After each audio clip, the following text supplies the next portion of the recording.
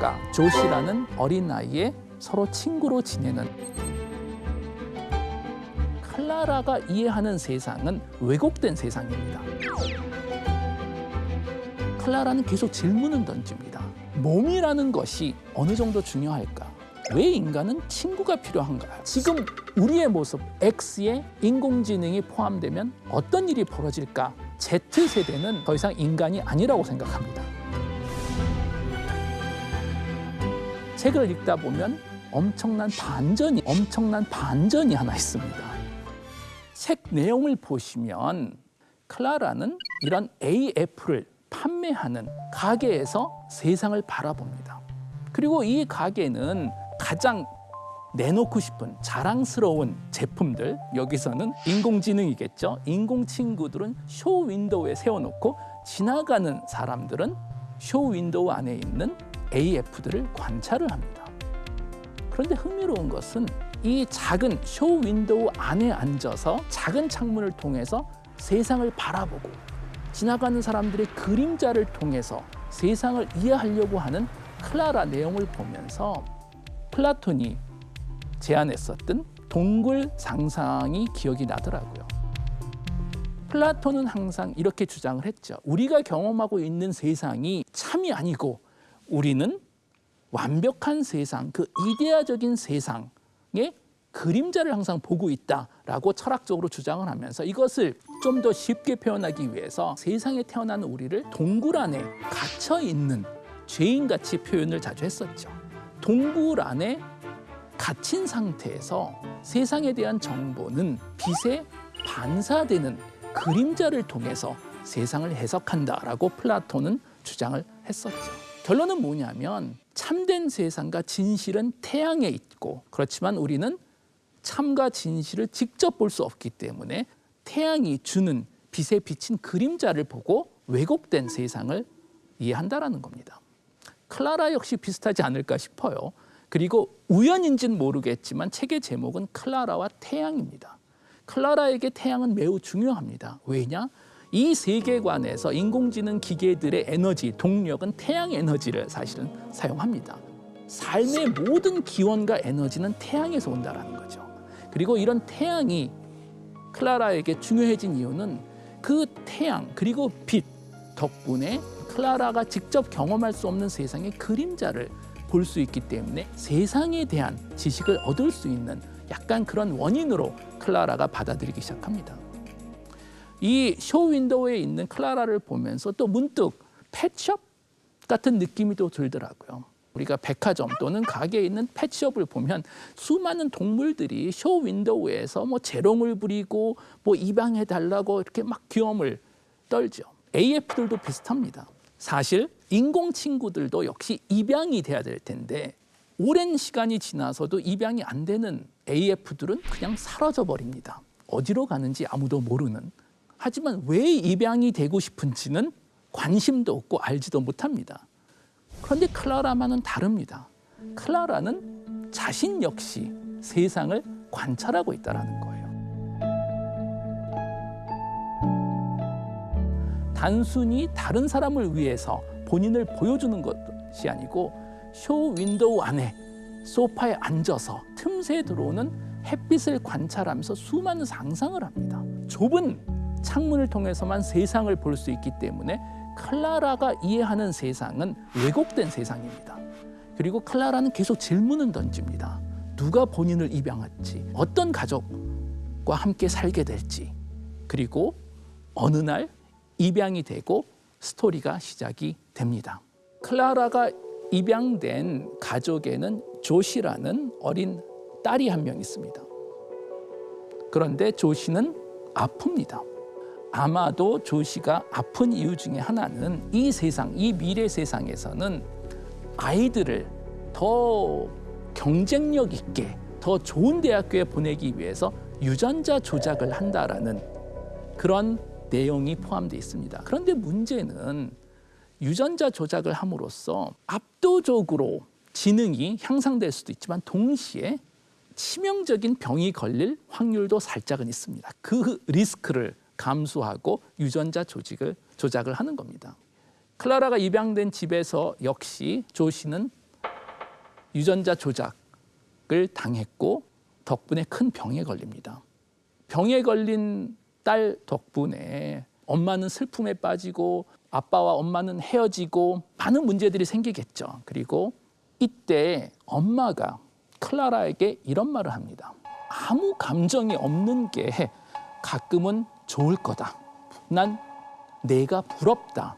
이 이야기를 들은 클라라는 저에게도 여러 감정이 있다고 저는 생각하는데요. 더 많은 것을 관찰할수록 더 다양한 감정이 생겨요.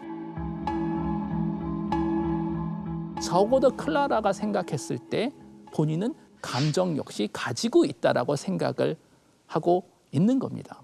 사실 엄마는 이 이야기를 들으면서 웃어버립니다. 그래 뭐 너도 뭐 감정 비슷한 거를 느끼겠지. 진지하게 받아들이지 않죠.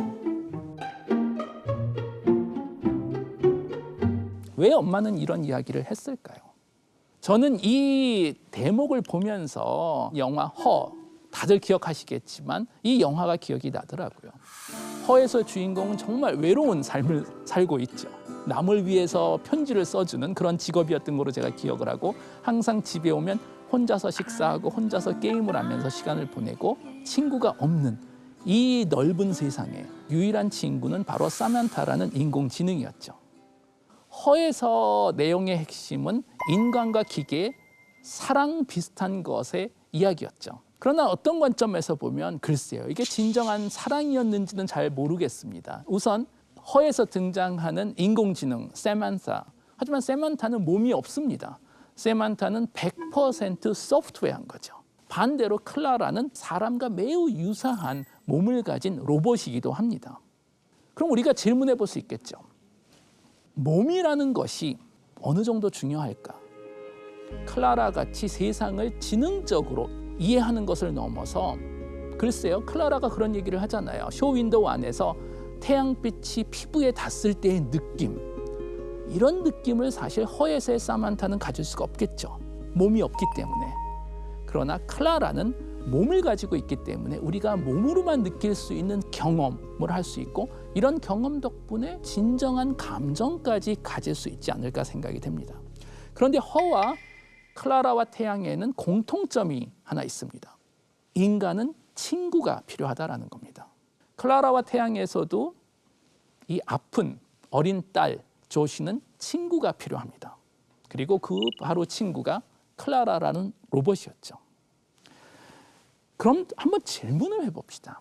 왜 인간은 친구가 필요한가요? 우리가 인공지능이란 미래를 그릴 때 기계를 친구로 삼는다라는 것이 이렇게 결정적인 질문으로 떠오르고 있는 걸까요? 지금부터 수십만 년 전 또는 수백만 년 전 과거로 가본다고 생각을 해봅시다. 아스트랄로피테쿠스가 될 수도 있고 수많은 호미닌 조상들은 사실 대부분 맹수들에게는 사냥하기 매우 쉬운 한 브런치나 야식 정도가 됐었을 겁니다. 우리 인간은 나약하거든요. 먼 과거에는 지구에서 가장 나약한 영장류 존재 중에 한 명이었던 우리였었는데 우리를 사냥하던 맹수들의 후손은 동물원 안에 갇혀 있습니다. 어떻게 이런 일이 가능해졌을까요? 교과서적 내용으로는 인간의 뇌가 급격하게 팽창해진 덕분에 지구에서 인간이 가장 높은 지능을 가지고 있는 존재로 등장했기 때문이라고 이야기를 합니다. 그리고 이 지능을 통해서 우리는 칼을 만들고 창을 만들고 문명을 만들고 핵무기를 개발을 했죠. 그런데 살짝 문제가 하나 있습니다. 그건 뭐냐면 뇌가 급격하게 팽창하기 시작한 것이 우리 호모사피엔스부터 시작했었던 것이 아니고 호모 하빌리스 또는 호모 에렉투스 시점에 뇌가 급격하게 팽창해졌지 않을까라는 가설을 세워볼 수가 있습니다. 그런데 그 당시에 인류는 문명이 없었죠. 다시 말해서 뇌가 급격하게 커진 원인과 동기의 가장 핵심은 지능이 아닐 수도 있다는 겁니다. 지능을 향상시키기 위해서 뇌가 커진 게 아니라면 무엇을 위해서 뇌가 커졌을까요? 최근에 많은 진화학자들이 가설하는 것은 친구를 얻기 위해서이지 않을까라는 가설을 세워봅니다. 이게 무슨 얘기일까요? 옥스퍼드 대학교 심리학과 교수님이시죠. 로빈 덤바라고 유명한 책을 과거에 쓰셨죠. 도대체 인간은 친구가 몇 명이나 필요할까라는 책이고 놀랍게도 사실 답이 있습니다. 로빈 덤바 교수님이 인간 역시 영장류 중에 한 종이기 때문에 연구를 해보신 거예요. 영장류들은 사회적인 동물입니다. 그룹으로 살고 있겠죠. 그래서 그래프를 그려서 한 축에는 영장류 종의 뇌의 크기, 반대축에는 그 영장류 종이 살고 있는 그룹의 크기를 그려봤더니 거의 1대1 매칭이 되더라는 거예요. 결과적으로 봤을 때 이런 사회적인 그룹을 유지하기 위해선 우리는 서로 간의 관계를 기억할 수가 있어야 됩니다. 내가 상대방한테 글쎄요, 일주일 전에 바나나 3개를 줬는데 얘는 나한테 바나나를 몇 개 줬을까? 이런 식으로 사회적인 그룹에선 서로 간의 거래 관계를 우리가 반드시 기억을 해야만이 사회적인 그룹이 유지될 수 있다고 알려져 있는데, 그렇다면은 상당히 많은 기억력이 필요합니다. 아까 말씀드렸던 대로 인간은 매우 나약하죠. 우리 혼자 맹수하고 싸우면 아마 맹수가 이길 겁니다. 그렇지만 친구 10명하고 합쳐서 협업을 해서 맹수하고 싸우면 인간이 이기겠죠. 친구 100명이 있다면 멤머스도 사냥할 수 있고 친구 10,000명이 있으면 도시를 만들 수가 있습니다. 결국 인간이 지구를 장악할 수 있었던 가장 핵심 중에 하나는 더 많은 친구들을 확보할 수 있었다는 건데, 그러기 위해서는 뇌가 점점 커질 수뿐이 없었다는 것이 최근 가설입니다. 그런데 친구가 많아지면 많아질수록 문제가 하나 생기기 시작합니다. 가짜 친구들이 가능하다는 거예요. 무료 승차를 하는 친구들입니다. 내 상황이 좋을 때 내가 주는 걸 다 바나나, 돈, 여러 가지를 제가 주는 혜택을 받다가 제 상황이 안 좋아졌을 때는 도망가 버리는 가짜 친구들이죠. 그런데 자연적인 상태에서는 이런 무임승차하는 가짜 친구들이 오래 유지될 수가 없습니다. 세상 자체가 워낙 험난하기 때문에 계속 가짜 친구와 진짜 친구가 자연적으로 식별되는 상황이 벌어진다는 거예요. 그런데 인류는 지난 10,000년 동안 문명을 만들고 나서부터는 아주 흥미로운 일이 하나 벌어졌습니다. 우리는 점점 많은 친구들을 가지고 있는데 문명 덕분에, 기술 덕분에 세상이 점점 안전해지다 보니 진정한 친구와 가짜 친구를 식별할 수 있는 기회가 점점 줄어들고 있다는 거예요.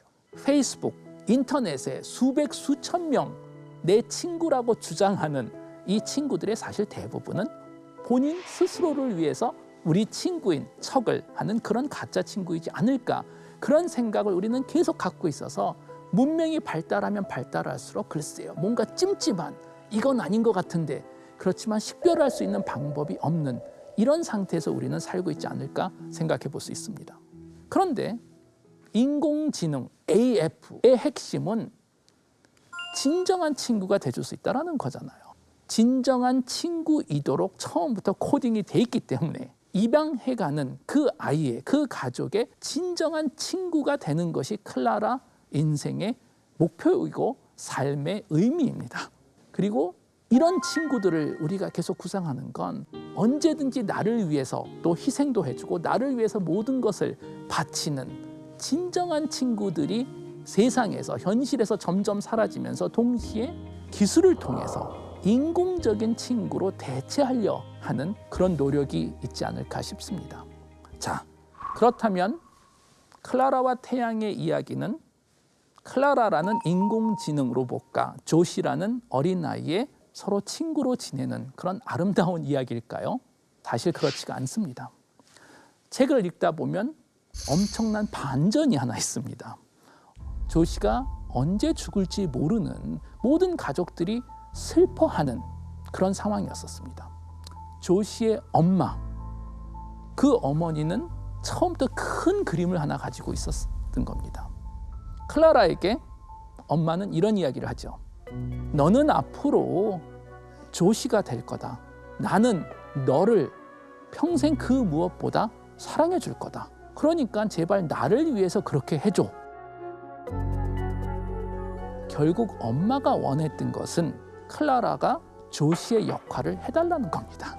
클라라의 외모를 약간 로봇 성형수술 같은 걸 사용해서 조시로 바꾼 다음에 지금까지 조시와 나눴던 수많은 대화를 데이터화, 기계학습을 해서 집에서 그냥 조시인 척을 하고 조시같이 얘기를 하고 조시같이 본인을 사랑해 달라는 거예요.